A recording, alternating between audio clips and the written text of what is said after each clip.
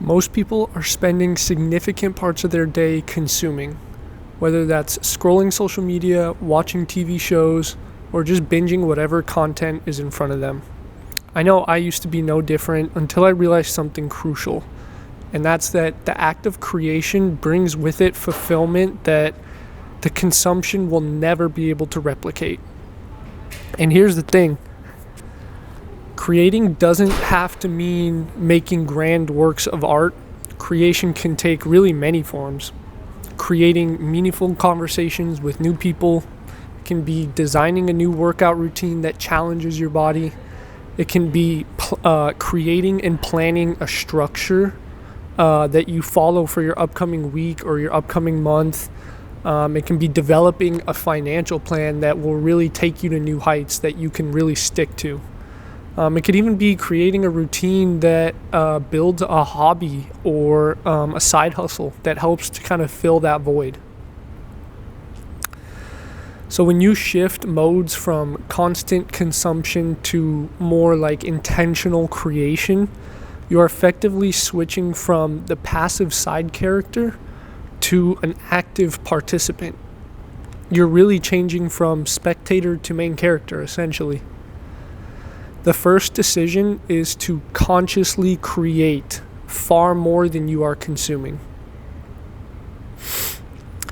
The second decision really deals with contents that you do inevitably end up consuming, which we all do. The key here is prioritizing educational content over entertainment. Funny, I was actually pretty disturbed the other day when I was talking amongst a group of friends and somebody mentioned how Netflix literally publicly stated that their number one competitor for your attention is not other streaming companies. It's not other media platforms, social media, anything. It's actually their biggest competitor for your attention is your own sleep, which is insane. Essentially, your attention and your focus are your most valuable assets in today's day and age, one of them. So replace every urge to mindlessly scroll and binge shows with intentional educational content. Could be learning new skills relevant to your goals. Could be reading books that expand your thinking. Could be consuming information that builds you up rather than distracts you. Put it this way, if you're always consuming great works of art by people that are great thinkers who are smarter than you, eventually you're going to elevate just by osmosis and pure exposure alone. And consider the detriment of the opposite as well too. If you're mostly consuming like low energy, false reality, goy slop that's literally meant for the to entertain the masses, it's not hard to future project the effects that this is going to have on you and your goals. So the transformation is like when you commit to these two decisions,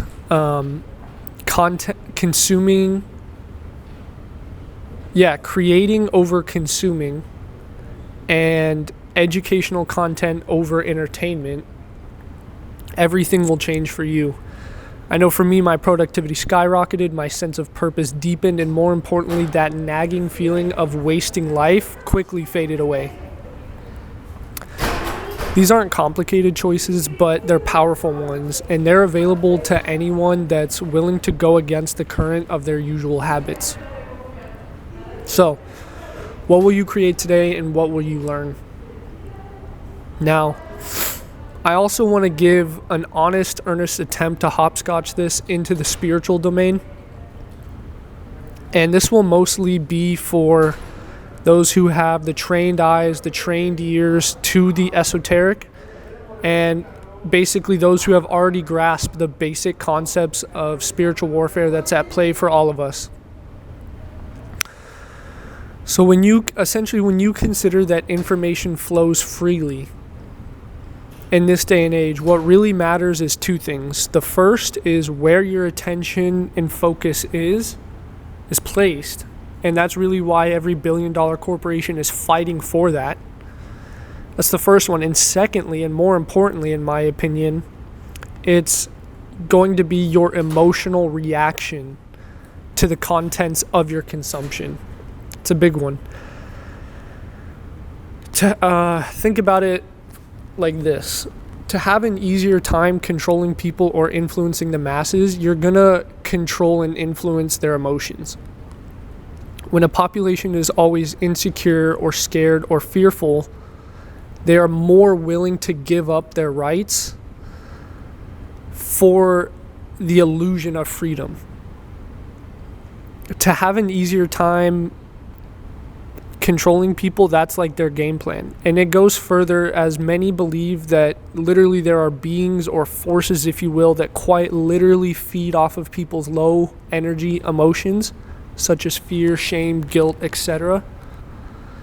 And after all, they say that emotion stands for energy in motion. Now, the solution for all this, I believe the best thing is to detach yourself from all the negative energy pendulums that are harvesting your emotions by paying no attention to the common consensus that gets spewed. Ignore all the brand new psyops that come out every so often. Stop buying into the latest propaganda and really just remain steadfast in pursuit of your goals.